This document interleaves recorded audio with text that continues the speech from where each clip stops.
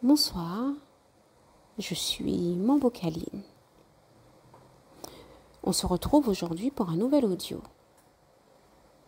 où j'avais envie de te parler des canaux spirituels, toujours dans le but d'éveiller ta lumière. Si tu n'es pas encore abonné, je t'invite à t'abonner. N'hésite pas à activer la petite cloche pour recevoir les notifications lorsque je poste un nouvel audio. N'hésite pas à liker, à commenter, à partager. Alors, un audio dans lequel nous allons explorer ensemble les chemins de la spiritualité et de l'intuition, et surtout du développement de soi. Aujourd'hui, nous allons plonger dans un sujet que je trouve fascinant. Les canaux spirituels de canalisation. Qu'est-ce que c'est exactement? Comment ils se manifestent? Quels sont les types de canalisation? Et surtout, comment peut-on apprendre à les reconnaître et à les développer? Alors, installe-toi confortablement. Respire profondément et entrons ensemble dans cet espace. Qu'est-ce que la canalisation? En quelques mots.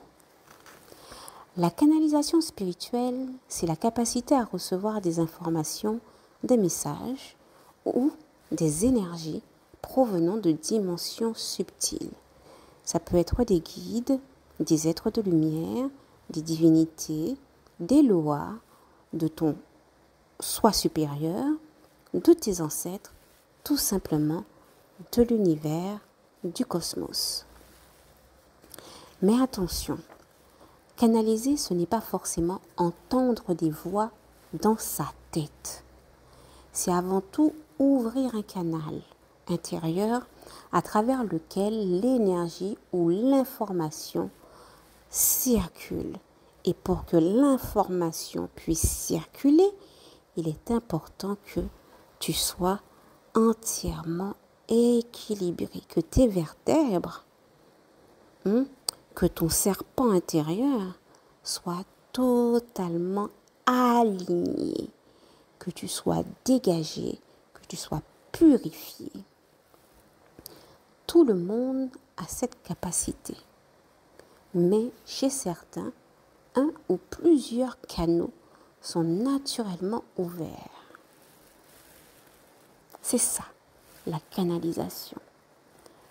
C'est avoir la capacité de percevoir des messages.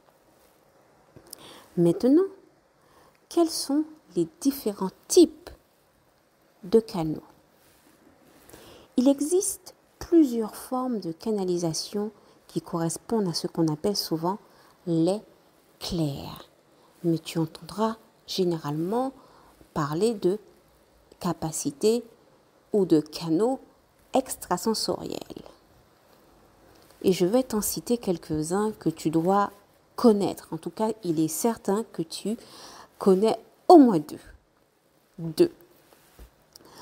En premier, j'ai noté la clairvoyance. Donc la clairvoyance, qu'est-ce que c'est? C'est la capacité de voir avec l'œil intérieur. Cela peut être dans des images, des visions, des symboles, des couleurs. Ce canal est très actif chez les médiums visuels. Donc la capacité de voir une image, une vision, un symbole. Mais tu comprends que quand tu es clairvoyant et que tu vois une image, derrière cette image, toi, tu dois faire une interprétation et transmettre l'image, donc l'interprétation que tu feras. Tu as la clairaudience, entendre des messages. Cela peut être des phrases, cela peut être des mots, cela peut être des sons venant de l'intérieur ou de l'extérieur de soi. Certains entendent littéralement leurs guides, leurs ancêtres, leurs lois, etc. Ça peut être un mot. Donc, imaginons que tu sois dans une séance, que tu poses une question et La personne qui canalise pour toi va entendre un mot. Et ce mot, elle va devoir interpréter pour te transmettre le message. Tu as la clairsentience, ressentir dans le corps. C'est une capacité que je trouve qui est très très fréquente. C'est la sensation physique, frisson, poids, chaleur ou émotion venue de nulle part. Et cette capacité, je trouve qu'elle est très courante. Et tu as la claire connaissance. La claire connaissance qui est savoir sans savoir pourquoi. Une information arrive comme une évidence, sans logique apparente, mais avec une grande clarté. Il faut savoir qu'à l'initiation, ce don-là, la claire connaissance, se décuple. Puis tu as la claire olfaction et la claire gustation, moins fréquent, mais possible, sentir des odeurs ou des goûts sans source physique. Il y a aussi des formes de canalisation qui peuvent être par l'écriture, écriture intuitive, écriture automatique. Tu peux aussi avoir par la voix, le chant intuitif, le langage ou encore par le mouvement, la danse, les gestes spontanés, les mudras. Tu retrouves aussi des canaux créatifs, l'inspiration artistique ou intuitive qu'on reçoit d'un coup, comme infusé par un esprit ou une présence. Beaucoup d'artistes, d'écrivains ou d'inventeurs vont te parler de muse, mais en réalité, c'est parfois juste une canalisation pure. Sur cette partie-là, je voulais te présenter quelques canaux de canalisation. Pour continuer, comment se manifestent ces canaux? Les canaux se manifestent souvent de façon très spontanée. Ça peut être pendant une méditation, dans un rêve ou en pleine nature. Ça peut être lors d'émotions très fortes, de passages de vie importantes, d'un état modifié de la conscience, dans des moments de calme intérieur, quand le mental est apaisé, ou encore dans les rêves, en particulier les rêves vifs, symboliques ou récurrents. Parfois, on se réveille avec un message très clair, une sensation que quelque chose a été téléchargé énergétiquement dans l'être.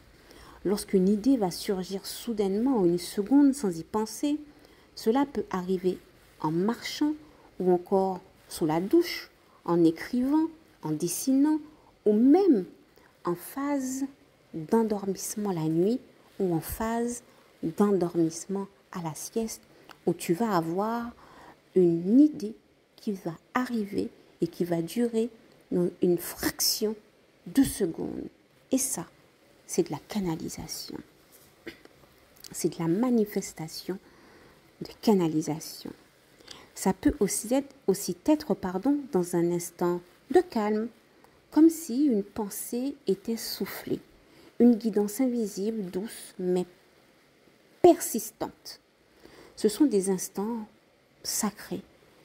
Plus tu apprends à reconnaître et plus ils se multiplient, plus les canaux sont ouverts et que du coup, tu te mets inconsciemment en état de réceptivité pour recevoir. Souvent, on vit des expériences sans les comprendre au départ. Un frisson inexpliqué, une voix intérieure, une vision fulgurante, mais avec le temps, on apprend à les reconnaître. On apprend à entendre et à écouter. Et ces manifestations sont comme des signaux subtils. Maintenant, pour répondre à la question, comment développer ces canaux? Il y a plusieurs façons de développer ces canaux. Moi, je vais t'en citer quelques-uns. Dans ceux que je vais te citer, elles ne sont pas toutes là. Tu prends ce qui résonne, tu mets de côté ce qui ne résonne pas, ou tu cherches quelque chose qui va plus te correspondre. Ce sont des pistes de réflexion. Tu as la méditation quotidienne. La méditation est une façon de calmer le mental. Et forcément, lorsque le mental est calme, eh bien, la réceptivité, elle est affinée. Le silence est le terrain de la réception.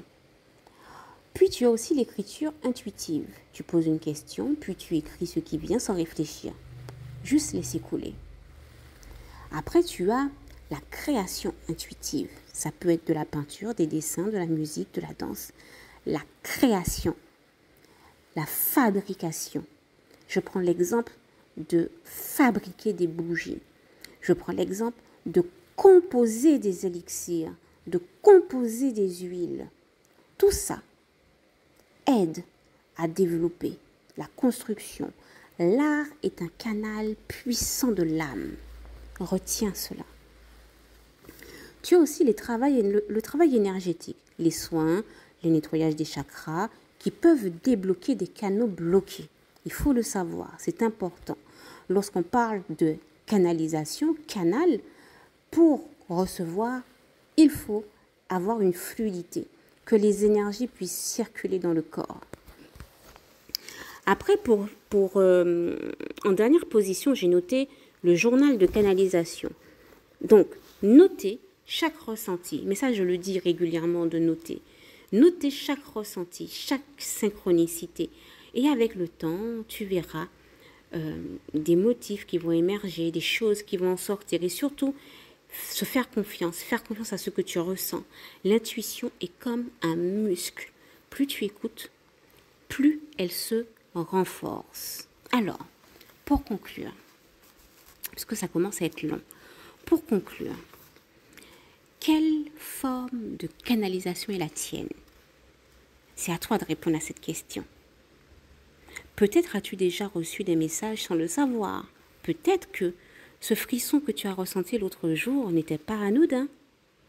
Ce qui est sûr, c'est que tu portes en toi une sagesse profonde. Et en apprenant à ouvrir tes canaux, tu t'ouvres à une guidance plus vaste, bienveillante et lumineuse. J'espère que tout ça va te servir. Merci de m'avoir écouté aujourd'hui.